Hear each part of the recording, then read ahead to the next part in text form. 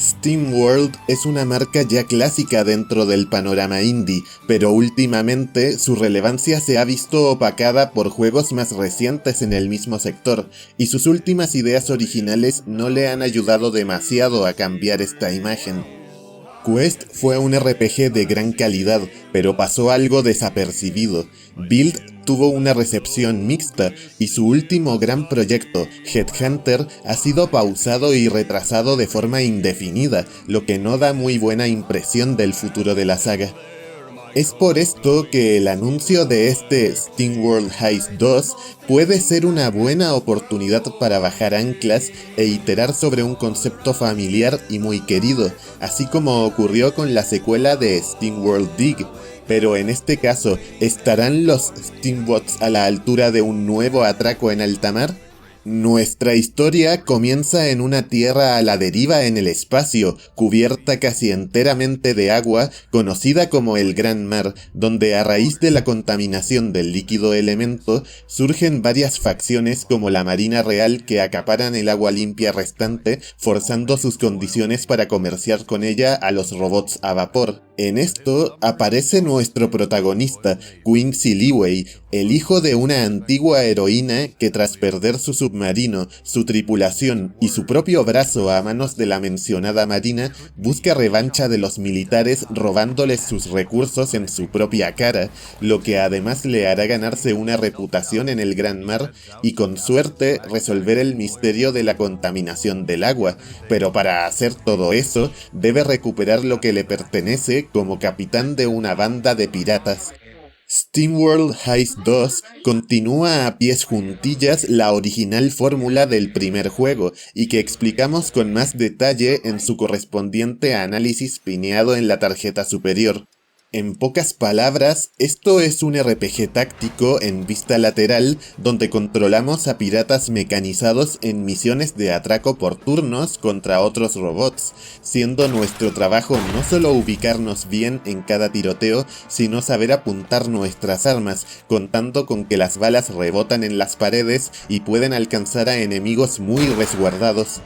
En esta secuela se destacan ciertas adiciones, como nuevas facciones rivales con sus propias unidades y peculiaridades jugables, objetos colgantes que nos bloquean los disparos, pero que pueden ser derribados sobre los enemigos, o distintos estados alterados que cambian nuestras estrategias en batalla. A esto se suman nuevas habilidades, armas y tipos de misiones y objetivos que cumplen con lo justo para aportar variedad sobre las que ya había en el primer juego, aunque no puede evitarse la sensación de que hay que avanzar lo más rápido posible en muchas fases para no toparnos con refuerzos enemigos cada vez más numerosos y resistentes. Lo curioso de esto es que las novedades más importantes no tienen tanto que ver con los combates tácticos, aunque contribuyen a entregar una experiencia más completa y con su propio sabor.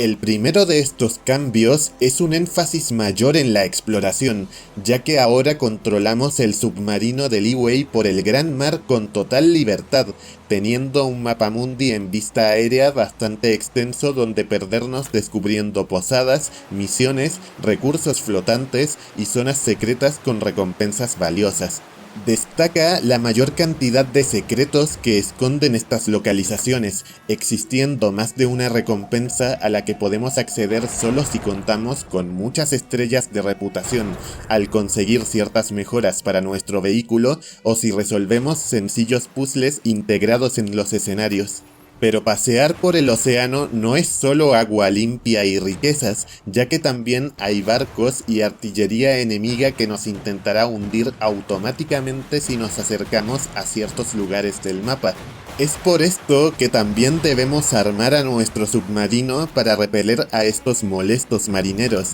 en unos mini combates navales que, aunque breves y no especialmente difíciles si tenemos las armas adecuadas, nos mantendrán en alerta mientras viajamos, ya que no podemos entrar a edificios ni misiones si nuestra nave está bajo ataque y hay embarcaciones o barricadas armadas hasta los dientes que pueden hacernos chatarra si no las tomamos en serio. El segundo cambio importante son los roles de combate que pueden tener los miembros de nuestra tripulación, como francotirador, bombardero o asalto, entre otros. Aparte de que se han replanteado y reajustado estos roles para que tengan más utilidades que en el anterior juego, ahora ya no son fijos, sino que están anclados a las armas que les equipemos a cada personaje. Véase que un francotirador puede convertirse en flanqueador al equiparle una escopeta, o un ingeniero puede volverse bombardero al empuñar una bazooka.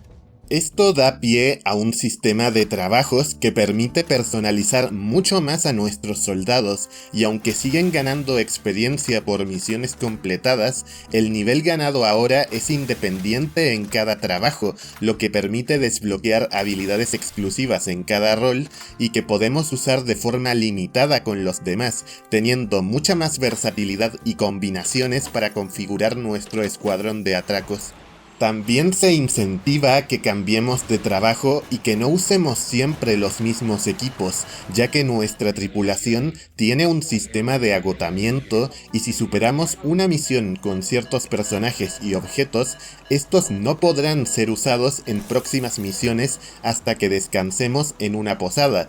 Pero si nos pasamos varias misiones seguidas sin descansar, podemos acceder a recompensas gratuitas que serán mejores cuantos más objetivos superemos, lo que ofrece una capa de gestión simple pero interesante.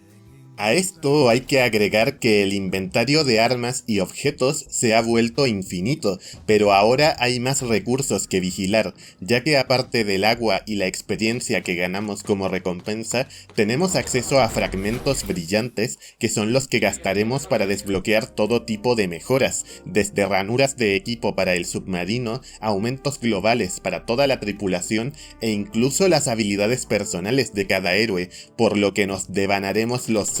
encontrando estos materiales dada la cantidad de cosas importantes a potenciar, sobre todo si queremos avanzar con cierta soltura durante las casi 20 horas mínimas que dura este videojuego.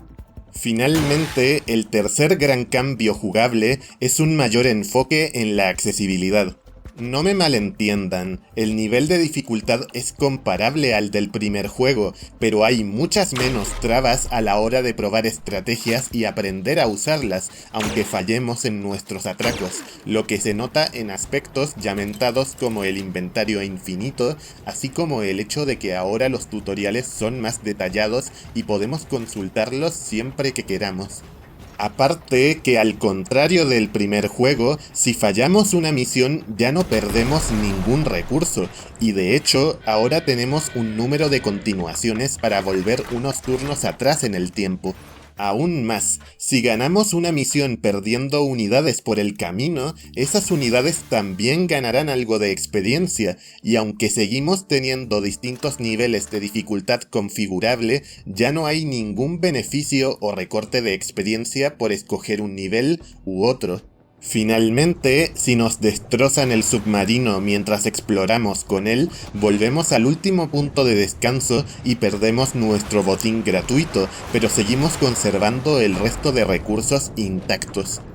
El apartado artístico ha sufrido un cambio importante respecto al primer Heist, siendo más colorido y prescindiendo de bordes negros, dando un aspecto más cartoon y desenfadado al gran mar y a todos sus habitantes. A nivel personal, me gusta más el detalle y solidez del mundo espacial que había en el primer juego, pero visualmente el título que nos ocupa no tiene mucho que envidiarle, cosa que también puedo decir de la iluminación y el diseño de personajes y rivales, aunque al igual que su predecesor, reutiliza bastante ciertos tipos de escenarios. La música sigue siendo igual de funcional que antes, ambientando bien y no resultando cansina a la hora de pensar nuestras jugadas, pero no siendo muy memorable, con la excepción de los temas cantados de Steam Power Giraffe, la banda steampunk que repite en esta secuela con nuevos y carismáticos temas.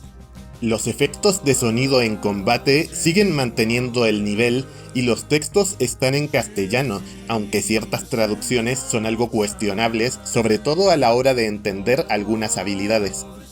SteamWorld Heist 2 es un sucesor realmente digno del primero, que más allá de las evidentes inspiraciones que toma, mantiene la frescura de su jugabilidad táctica y cambia los aspectos justos y necesarios para que se sienta como una aventura diferente, estando bastante bien planteada tanto en su mundo y narrativa como en opciones jugables, y aunque en el tema de los combates se podría haber introducido algo más de variedad, los nuevos añadidos son suficientes para refrescar las situaciones antiguas y crear nuevos desafíos.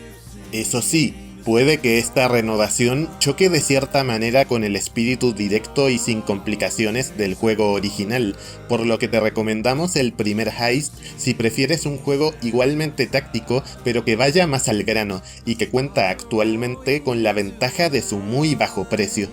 Pero más allá de estos detalles, esperamos que esta secuela revitalice el interés en la franquicia, ya que en nuestra opinión, el espíritu de superación es buena parte de lo que ha hecho a los indies brillar en la industria, y este juego toma buena nota de ello. ¿Le darás una chance a Leeway y su tripulación de hojalata?